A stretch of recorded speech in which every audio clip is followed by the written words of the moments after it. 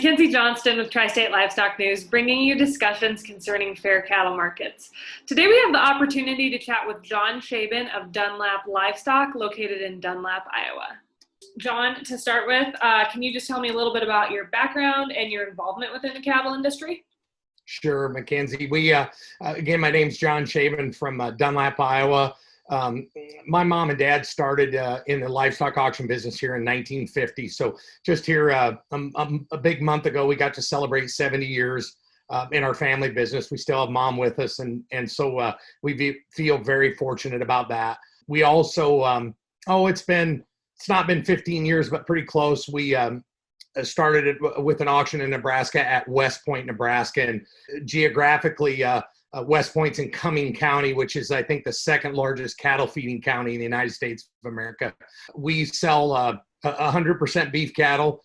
We have a weekly auction at both facilities that sell fed cattle. So we're selling market-ready steers and heifers every week. Of course, have a coal cow market, and then through most of the season on Fridays in Dunlap, we sell special feeder auctions in West Point on Mondays. And then we have cow auctions every other Wednesday in Dunlap. My background basically is 100% as a livestock auction market owner. All my answers usually come, and I know we've talked before, they always come with a slant that I'm a market owner. So, when I answer questions, I answer them as an owner of a livestock auction. But I do think, as we represent independent cow-calf producers, and that's basically who we work for, hopefully the concerns of mine and the existence of my business are exactly the same for the people that I work for. Without me, they're going to have a hard time operating, I believe. And Lord knows I can't operate without them. So it's a pretty good symbiotic relationship we have. So that's what we do. My wife and I have like probably most people in this part, we have a backgrounding operation. We have a cow-calf herd. I have a son who works with us at the auction, and my youngest child was a girl, my daughter, who helped me get on this Zoom call tonight.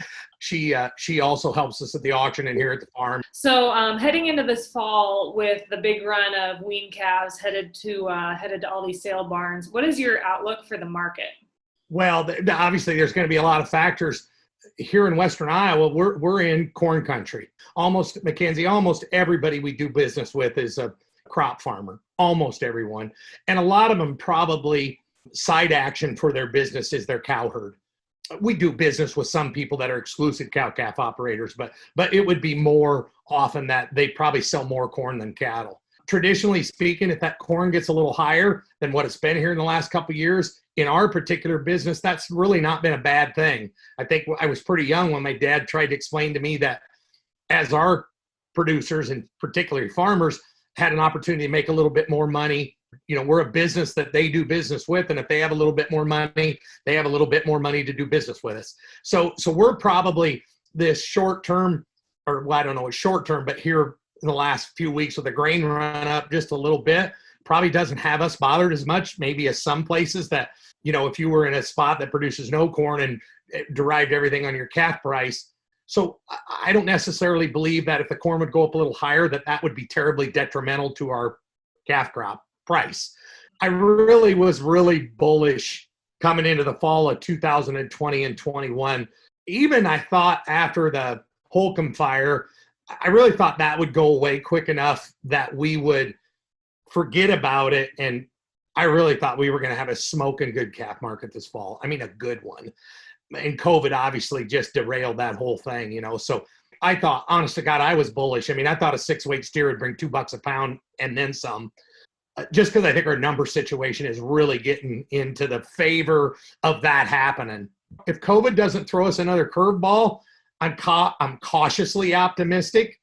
You look off in the far off futures, if those come to fruition, I mean, should have a 7-weight steer at $150 or somewhere there or better. And if our guys if they could take $1,000 home for kind of a nice wean calf in January, it'll pay all their cow-calf bills. It probably doesn't put a lot left in them, but if this turns out to be just an average kind of year, but it's the precipitous to what I think is coming down the road, I'm mildly bullish right now.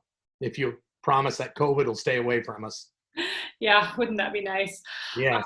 So what's your outlook for the fat cattle market for the rest of the year? It appears, from a demand standpoint, we sort of got through this thing okay. I'm not smart enough to know how much this food service hiccup, I don't know what to call it, does to our market. That's not my field of expertise. I can't believe it's just like great. I've always said I think we're the top of the protein chain. And so when you're at the highest, you have the biggest chance of falling a little bit. But Mackenzie, maybe we've already done that. Maybe that's already factored into the market. Maybe that's all there. I would tell you this much, I guess, if we could garner up what this carrot they're dangling out here is, and we get this thing, where we could get $110 in December for a fed cattle, or a little bit better, and maybe a little bit more there, and don't have any kind of disruptions in the system, the thing has a decent enough feel to it. We can't predict these black swan events, but we've surely had enough of them. I mean, it ought to be time that stuff starts going in our way for just a little while, right? Oh gosh, you would think so. It has to roll away eventually. Yeah. And I do think, what's the old adage? We have to be eternal optimists. I think, to grab a little seed and throw it in the ground and watch it grow, you got to be pretty optimistic. And I think we're that way all the way around. But we'll keep our fingers crossed and hope it is. Like I said, it looks like through the one thing I think, and I know we talked about this before, but the one thing our people, what we learned through this whole thing is people they need to eat. We got reaffirmed, and so far that side of it looks pretty good. We joked about the little threats of fake meat and things like that, and the pandemic showed when it gets a little tough, people go to what they know, and it's pretty apparent that they trusted beef through this pandemic, and that part at least makes me feel good. We continue to see substantially heavier carcass weights compared to year ago levels. How do you see this affecting the feeder calf market going forward, and the cull cow and bull market? First of all, I'm just amazed because we have a fed cattle market every week. And like this week, we ran some 1,375 pound heifers in. They're yield grade 2s and maybe some 3s. And it's just amazing genetically how big these cattle get. They just do. And it's amazing to me that a 1,300 pound steer all of a sudden looks small, but that didn't happen yesterday. These cattle have been getting bigger, and they are bigger. I think, secretively, I think the Packers they'd be up a crick if they weren't this big. I think the numbers are a little bit in our favor. I think they're probably not too upset how big they are. And I guess if you're making as much margin as they have, you'd sure want them pretty big. And I got to thinking that we sold a little steer calf, a little short kind of, but sure market ready steer calf this morning, weighed about 900 pounds, and he's going to a plant. And I'm thinking, well, he's gonna get a nice margin, but it's gonna be less than they're used to because he's gonna have 400 pounds less carcass weight. I think we're gonna get through it. A lot of times it's a producer problem. We fight and we try to wait for this market, but most of this, was COVID driven, and it still is probably a little bit, obviously. But the good thing from a producer standpoint, cattle are just different than they used to. They don't quit anymore. A 1,500 pound steer can go to 16, and a 1,250 pound heifer can go to 14, and don't seem to affect the cost of gains too crazy like they used to. So I think we'll get that managed, and heaven forbid, some weather event or something like that all of a sudden shorten up carcass weights a bit. I use heaven forbid as a kind of a jokingly thing. And all of a sudden the Packers really had to start scrambling to fill box needs and all that. Maybe the thing could get a little volatile in our favor once. Last time we talked, we discussed the need to increase negotiated cash trade within our live cattle markets. Do you think our markets have gained any ground when it comes to increased negotiated cash trade? And I really can't remember where we were at on 50-14 the first time we talked, if we even had a bill yet. It might have been just, chatted about. And I run pretty contrary to some of the cattlemen's organizations, but I can say a couple things about my own state organization. Just because I don't agree with everything they do doesn't mean I don't have respect for what they do, even though I might not agree with it sometimes. But our state association, the Iowa Cattlemen, they went to bat on 50-14. And I've said, honestly, and you've talked to some of them. Some of the best minds in relationship to that particular cause, went to that meeting that we've all talked about in Denver, in the middle of the summer. And these people are sharp and smart, and they got mowed down. I mean, out there. And it just ills me, because I think about how hard they did and how planned, and they didn't get outworked. They didn't get outthought. They didn't get out anything except outspent. That system is absolutely a pay to play, and they didn't have enough money to play. And that stinks. Because I'll promise you one thing, that Iowa delegation, of which I'm just proud of them. I mean, I wasn't a member of it. I have friends that are on it, and you had Brad on here before that, I mean, those guys are sharp. So that's pretty frustrating to me. I don't think 50-14 fixes every problem that this industry has. I think there are several problems, but if all of a sudden you could just start chipping away at a few of them and put them back in the producer favor, and 50-14 is one of them, it starts just leveling that playing field. And I talked when I was up in Deadwood with you, it's just like a football game. And right now all the rules are kind of stacked against the guys on our side. And so we're just trying to get a few back, and it's really frustrating. And I guess the talk around, they're just pretty convinced that bill's not going to even get out of the ag committee. And what does it say about our ag committee? What does it say about a bill that's supposed to help independent agricultural producers? It's supposed to help people that need help. And we can't even get it out for debate.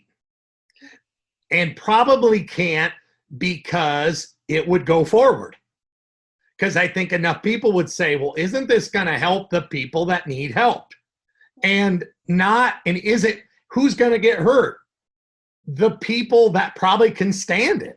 And so I get all the pushback and everything else. I just feel bad for my state delegation and the people that went on it. And again, I want to clarify that I had nothing. I mean, I'm an outsider looking in on that deal, and I was really proud and I'm really proud of what they did and the fight they put forth. I don't know how those guys take it, to be honest about it. I mean, they're just better people than I am. I'd have a hard time taking it. In relationship to the cow market, I mean, I suppose they trend a little bit on this whey cow thing, but we had talked to that. I told you before, we were talking about what's going on down there in Australia, and they've got rain, and I think we get a fair amount of lean trimmings out of that country, and I was thinking that might all slow down, and maybe there might be a few more. We might get a little bit more for these fed cows, and Lord knows it would be nice. Last year when them cows got into the 40s, and you sell a pretty good 1,300 pound cow for $550 is kind of disheartening. It hurts even probably your heart as much or more than your pocketbook. And jeepers, all of a sudden, if we could get a good old 1,300 pound cow to bring $900, that sure helps the concept to go back to, give 1,800 for a bred heifer. So hopefully maybe we'll see that thing not fall out of bed as quite as it did last year. There's been a lot of talk around negotiated grid and how it will help our cattle markets. What are your thoughts on this? A negotiated grid, in theory, is no different than negotiating an in the beef price. I mean, if we're out here trying to get $1.65 for our cattle today, I mean, so to negotiate the start of a grid should be that same process. I have no problem with grids. I have no problem with value-based marketing. I have no problem with anybody trying to get more for their product. The problem is almost 100% of those trend back to a cash market that doesn't have enough transparency in it, a cash market that the system that's put out here today is very easily manipulated against producers, whether it's to move cattle around the country and keep freight costs non-existent to the people that want to send them around, so you can keep one area from getting away in the price mechanism and those kinds of things. So as far as negotiating a cash grid, I mean, if you're holding it and putting them to task, I think it's great. If all you're doing is committing it to them, Mackenzie, then it really doesn't do any. I mean, if there's no competitive drive and the basis of how that's coming, I don't know that we've really gained anything, and a lot of these cattle that got placed during the pandemic on the future values have an opportunity to make pretty good money. The banks see it, and I'm hearing of more and more contracts, more and more contracts written. And, eventually what happens, if you get enough of them contract cattle written, then the price that they're contracted at never materializes. We never get there because there's not enough. There's just not enough inherent demand out here to bring it up. And then unfortunately what happens if we run $7 short of where the contract is, everybody says, what a great job I did contracting them. And I get that. The bank says, boy, it's a good thing you contracted, but inevitably it's probably one of those big things where we just shoot ourselves in our foot because, we're just guaranteeing too much supply. And of course, that was supposed to be part of the problem or part of the solution that a 5014 bill did. So I think the negotiated grid is fine. It's dang sure better than just saying, here, take them and you give us what they're worth. As of the end of July, according to the USDA, U.S. beef exports are down 10% compared to 2019 levels. And then on the flip side of the equation, U.S. imports of fresh and frozen beef have surged. Just in July, imports are up 40.7% compared to year-ago levels. What are your thoughts on this situation? I would hope that anybody that looked at these surging import numbers, I would hope you would have all expected it when everybody that wanted M-Cool to go away worked so hard to get it taken away. I have never once said we shouldn't import because I want to export.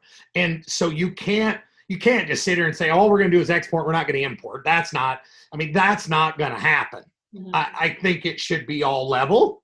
We're not going to send our product out anywhere in the world where we're not going to be proud of putting our name and where it came from and everything else. I say the same thing about imported product coming in. Somebody, I hope, still can convince me why it's not consumer fraud, that you can take foreign product and repackage it. I do not get that. The one thing, Mackenzie, we heard when we heard Eric Nelson's talk about Brazil and what the cash equivalent in Brazil of a fed steer, under 50 cents a pound is what their production costs are today. And so we're going to ship that meat in here. You would be, if you were a packer, you'd sure do it. You're going to ship it in here for half price to start. I'm not an expert on ocean rates, but freight must be pretty cheap because a lot of cheap stuff gets freighted in here and sells pretty cheap. So it's cheaper than you would think. And so you got to bring that product in with more than half less competitive price advantage versus the domestic product. If you were in their position, you would be idiotic not to do it. It's obviously why we're lobbying for mandatory country of origin labeling. So it's just fair. So everybody knows where they're at. And I'm going to continue to go back to the independent cow-calf producer. We are not going to have the lowest cost production system. That's a fact. Land costs, regulation, all those kinds of things. We can't compete in price. So we have to compete for quality. We have to compete for integrity. We have to compete for brand name and brand loyalty. All those things is what we have to stand up for, just like any product in the world that you want to name that's higher priced than a cheaper competitor. The one I always use is Lexus cars against a Honda. And Lexus gets to charge more because of perceived quality, brand name loyalty, et cetera, et cetera. And if you told Lexus that they couldn't label, or if you told Honda they could take theirs off and put Lexus's label on it, they'd go to jail, of course, but Lexus wouldn't survive that model. And our people aren't going to either. So the numbers weren't surprising to me. Boy, they do make you bang your head against the table. Because, you're just like, this is what we've been talking about. And there again, if that got out for the fair and honest debate, and if we could get the National Cattlemen's Beef Association to go neutral on the issue, so not tell everybody in Washington, D.C. that cattle producers don't want it, because that's what they tell them, mm-hmm. that would get reinstated quickly. I don't have a hot button to President Trump, but he's the one that talked about Make America Great. He's the one talked about Buy American, America, America, America. Okay, I get it. It worked for him and everything else. Well, how can it be any better than this? So to anybody out there that would happen to have the hot button to him, we need to get this I mean, it just needs to get fixed. And then we won't be talking about these imports. It'll take care of itself. It all, it will all balance itself out in a fair way. But as long as we're at a cost disadvantage to them, and we are, because there's no way we can, because we can't differentiate our product, it is a tough road to hoe. The DOJ has yet to release any findings from their investigation into the big four beef processors. Do you think we're going to be hearing anything from that investigation? I think we're going to hear something from it for sure. I mean, we got confirmation that they're investigating. The USDA came out there with their first report with the Holcomb fire and COVID, and that didn't surprise me. I'm probably in one of those camps. As awful as I didn't like what happened to the market, it sort of made sense to me. But also, if you read the findings from the USDA, there's more in there. They're telling you there's stuff to be looking for. I think I believe that the violations that we're looking for are in the Packers and Stockyards Act. The Packers and Stockyards Act is littered with things to protect independent producers, to have done to them what it is that's going on today. So I think that can happen. The thing that scares me with DOJ is I don't think they're looking in the right place. I mean, they're talking about collusion. Mackenzie, and this is what I tell people, on any given day, if you talk to most feeders, they're lucky if they have 2 packers bid on their product. There aren't that many places that have 3. Okay, so if you have 2, they don't need to talk to each other every day to tell what the other's doing. I mean, the collusion was there before we started worrying about the trade on this week's cattle. I mean, the collusion is because we've got so narrow at the top. Unless the Department of Justice takes a stance on antitrust, or someone else governmentally takes a stance on antitrust in relationship to what it is that I think we want to happen out of the investigation, is null and void.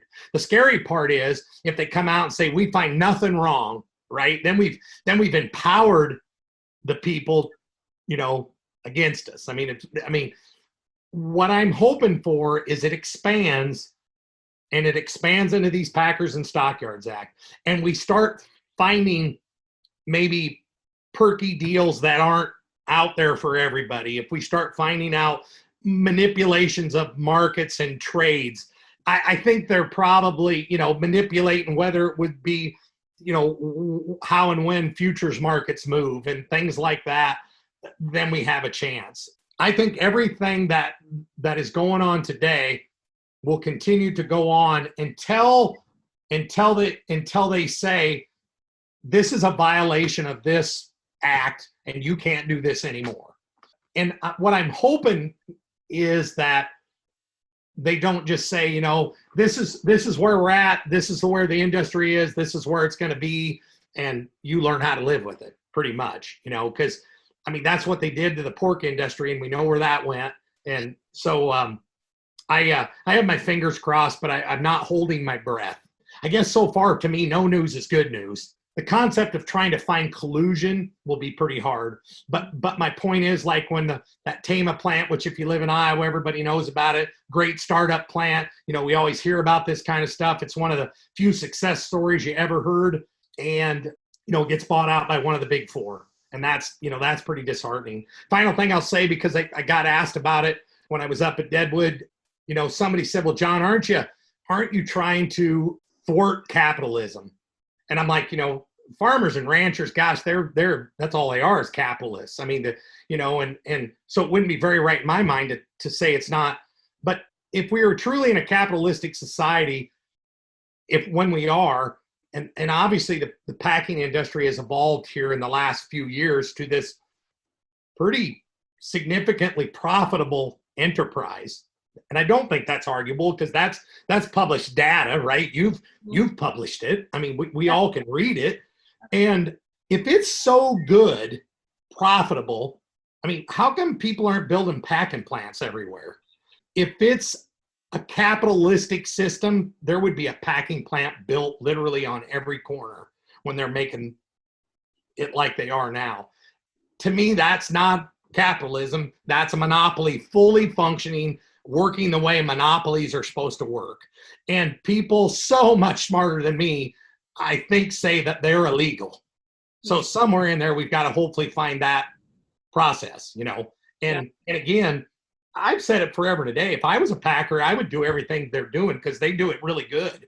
I just would like the rules to change so it wasn't so easy for them to do what they are. It used to be that way. I mean, Packers went months without, couple, 3 months, I remember, when they wouldn't make money. And now when you look at that operating margin they have, well, it shows it. It shows you it's probably been a pretty good deal to be a stockholder of a packing plant. Since we last spoke, the USDA has proposed implementing RFID tags for traceability across the industry by 2023. What are your thoughts on this?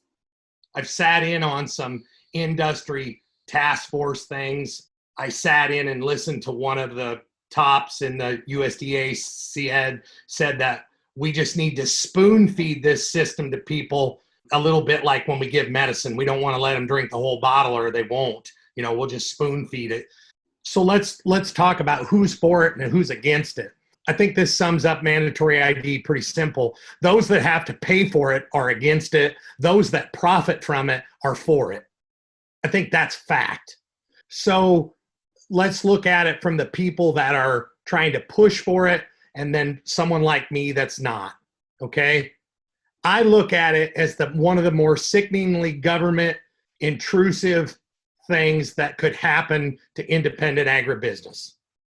They will know everything and everywhere, first of all. You will pay for all that. I will, as a market owner. We'll pay for all the information to be handed over to them, and not once in this whole system have they said who's going to control the data. Who gets the data? That data is worth a stinking fortune to know where everyone is and where they move and how often they do it. Not once have they talked about the confidentiality of the data. So that's huge. Second of all, it's a bureaucratic governmental nightmare, but yet the people are for it, tell us we can't have M-Cool because it's too much of a government intrusion. Now, as a producer, I have yet to find the intrusion for mandatory cool. I don't know if this comes across, but for producers, it was a big zero. It was a big zero. Mandatory cool. Zero. Nothing. Was not 1 ounce of anything governmentally, because when you were domestic, you're here, you don't have to, I've had people tell me that, well, you can't have M-Cool without mandatory ID. Well, of course you can. We did have it. All you had to do, we were already signing a meat and bone affidavit from a long time ago, and you just check the box that they're domestic and it's done. The importers are required, and they still are, to bring them in and identified. And so if you're identified when you come in, you're not domestic, and if you aren't, you're domestic. It's a pretty simple system. Then 5014, we propose it gets shot down because we don't want government telling us what to do. Mackenzie, you got to admit, that's being a hypocrite, right? You can't say no from a governmental standpoint to either one I just mentioned and say this is okay. Because this is government intrusion at its best. There is no more. The second thing, let's talk about beef people, why it should be terribly bad. The chickens and pork are getting by without it. They're going to let them group ID. That's like non-existent. And why does that happen? Because they're integrated industries. So this will be just one more push to make it simpler to integrate our industry. And possibly, well, not possibly, it's definitely going to be a cost advantage to be integrated because you're not going to have to individually ID. So we're going to put undue costs that we don't have to. Then obviously the nightmare between individual mandatory ID. I'm not sure a lot of people are even grasping this. Pasture to pasture, we got to know where they went, right? That's the concept of what we're doing. And Mackenzie, I'll tell you a couple other things that really bother me. This is supposed to be animal disease traceability, okay? We're doing a good job on that, a great job. If we've had an outbreak of TB or something, we're doing a really good job. So the system's working now. All we're really doing is basically making a health paper.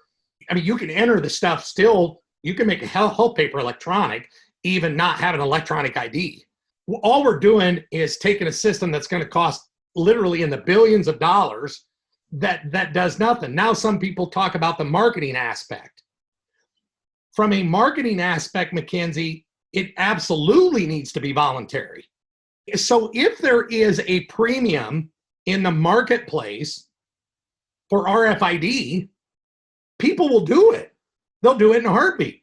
I mean, if you tell me that I'm going to get $25 more because I have an EID tag that costs $4, you're going to do it. If you tell me as a market owner, we're going to get $25 more, by the way, we get, we're a commission business. We get 2%. If those people get $25, our net's going to, but eventually, as long as the producers are getting that, then that comes back as it keeps them in the business longer and everything else.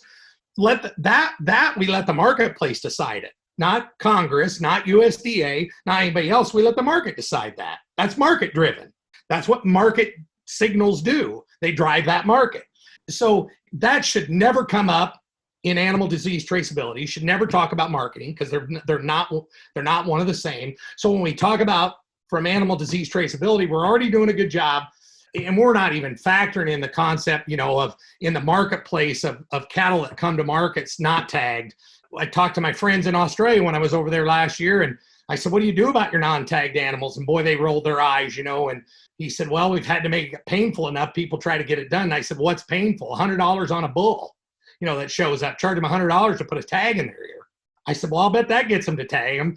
And he laughed a little bit. He said, yeah, it does, and I can tell you in the marketing industry, they all roll their eyes at it. They haven't seen the benefit of it. Now there's countries from a marketing standpoint that want to import into our country, and they're using that, or there's countries that are asking for EID tags and things like that, then let it be market driven. And if the market drives us to EID, Mackenzie, then the market will drive us to EID. But the market isn't driving it yet. 20 years ago, they asked us to put a reader in that would have cost over $100,000. That would be worthless today. And so that's the concept. And then I'm going to go to the, when your average cow herd size is 15, and it's just a recipe to get a whole bunch of people out of the business, which unfortunately, I think a lot of decisions, the powers and do are trying to do that. I'm almost like they just as soon work for less people. I can promise you that isn't, my mind doesn't work that way. As our producers get bigger, you're always a chance to lose one for a number of reasons. And, when you start losing a producer that has 50 or 75 head, you lose a producer that's got 7, but we'll lose those 5 to 15 head cow herds like they're going out of business, because somebody's going to have to put that tag in. Somebody's going to have to charge them for it and everything else. And it's going to get so cost prohibitive. They're just going to, they're going to say, well, I don't want to do this anymore.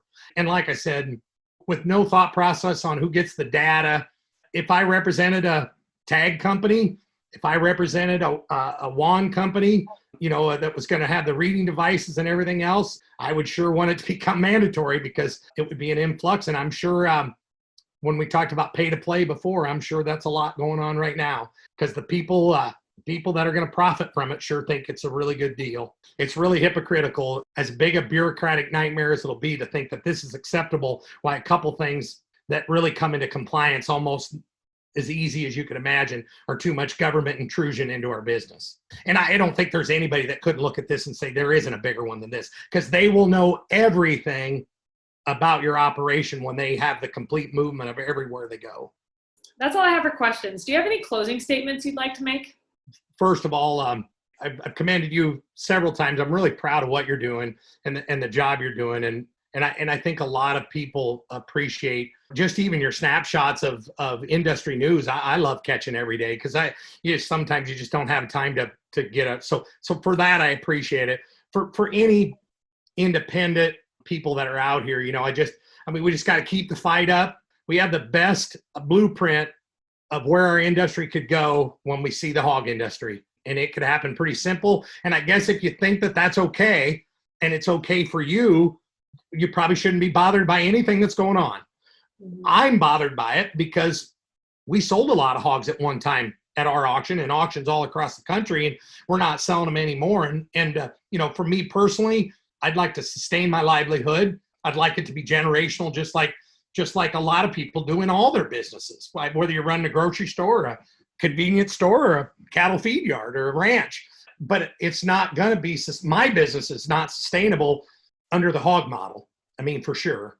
And I just think that's bad. And like I said, I do think when I go away, or if I go away, and I think there's probably a lot of people in the industry I mean, we're one of the last competitive mechanism price fronts out here, and it'd be easier, I'm sure, if we went away. But if we go away, a whole bunch of our producers are going to get it. Keep that fight up the best we can and try to push for this. And like I said before, I think farmers and ranchers, I think they don't mind a fight. I think they get up to fight every day. The rules just need to be fair. We can't live without packers. We have to have packers. And I've seen this push for, more home butchering and things like that. And that's all great, but that does not solve our problems. And we got to get these rules level and fair and implemented and enforced, and then let the games begin. And just because of right now, the game hadn't been fair enough. I just don't want anybody to give up the fight. So I hope everybody keeps fighting. And for anybody maybe watching around the country, in Iowa here is pretty dry in most spots. I mean, if you just got a little bit of rain, our corn yields are better than what I think we expected. There's a lot of harvesting going on right now. It didn't rain in August at all, which is really tough on the beans. And even those yields aren't bad around here in this local area. And I know if somebody's listening to this that didn't get any rain, they're saying, well, what do you don't know? And I get that. But I think around here we're mildly happy, and we're happy that government opened up some CRP ground to get a little more hay around. And there are some pretty helpful financial programs that are out here to help people get through COVID. And I think we just survived long enough. I mean, I do think we're on the verge of really getting something for our cattle again. It just feels like it. If we just catch a break.